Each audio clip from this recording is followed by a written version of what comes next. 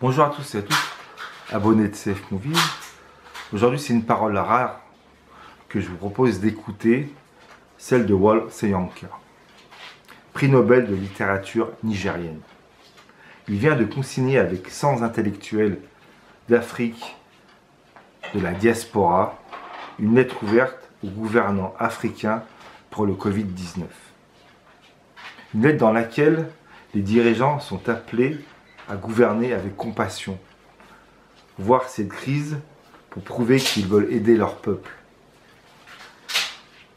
pour les exploiter, pour s'enrichir, mais faire preuve de compassion dans cette situation terrible. Voici un extrait d'un entretien avec un journal d'actualité. Pourquoi en pleine pandémie y a-t-il urgence à faire passer ce message collectif des intellectuels africains aux dirigeants au continent? Wole Soyinka répond. Vous posez une immense question. Pour moi, c'est le moment de rappeler nos dirigeants à l'ordre. Pour leur dire, faisons en sorte que tout cela ne soit pas encore un gâchis. Trions quelque chose de positif de ce désordre universel.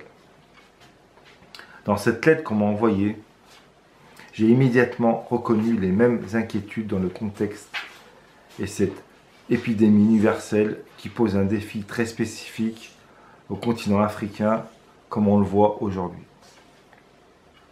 La journaliste pose une autre question.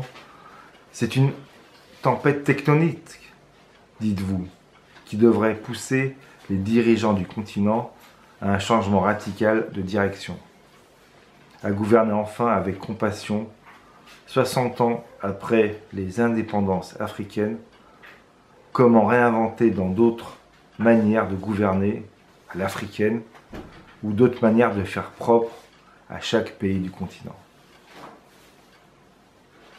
Je ne vais pas utiliser l'expression façon de faire africaine, car c'est une expression toujours sujette à débat.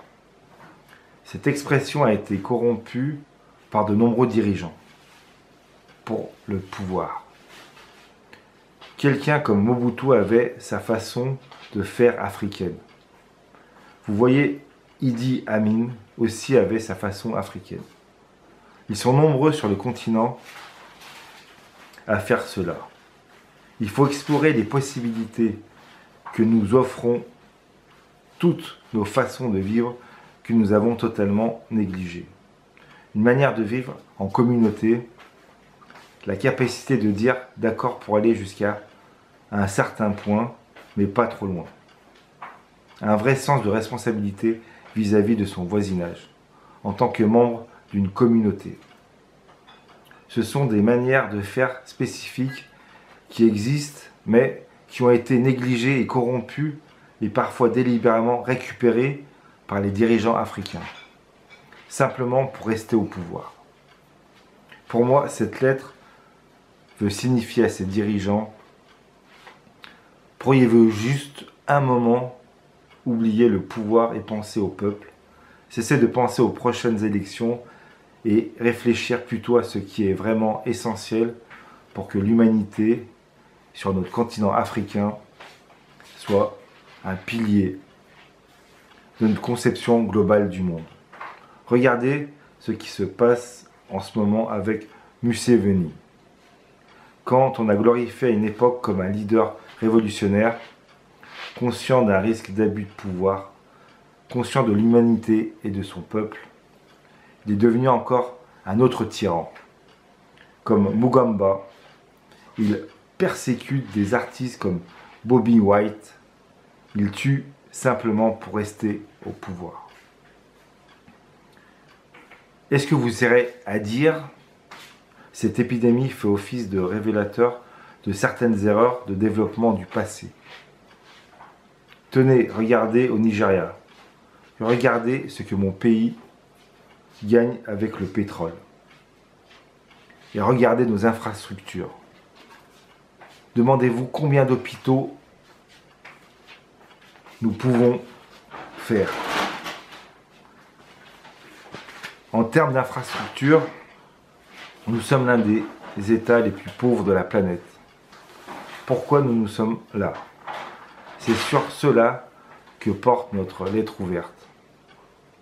Nous disons, au moins à partir d'aujourd'hui, maintenant que les opportunités pour réfléchir à notre pleine et entière existence en tant que peuple, et à votre existence, à vous particulier, en tant que dirigeant, seul continent africain.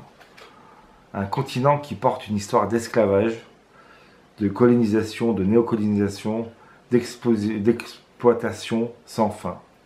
Et si cet événement était le moment de vous poser la question et vous demander si vous n'avez pas trahi votre propre peuple, trahi votre propre humanité. La journaliste pose une autre question. Mais ce qui révèle de cette épidémie ne concerne pas que les dirigeants africains.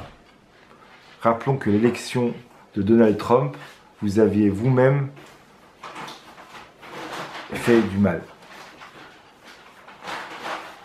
Vous avez, Wolf Yanka, déchiré votre carte verte, votre permis de résident permanent aux États-Unis.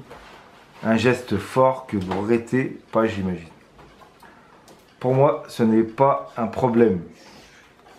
Pas du tout. Mais vous voyez, il a prouvé qu'il était encore pire que ce que je pensais.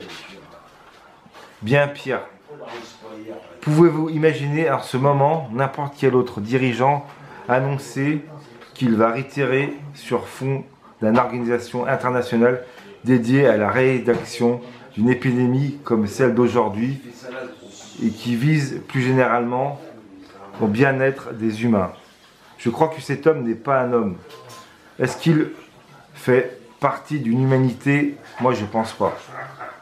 Cet homme, je pense qu'il vient d'une autre planète.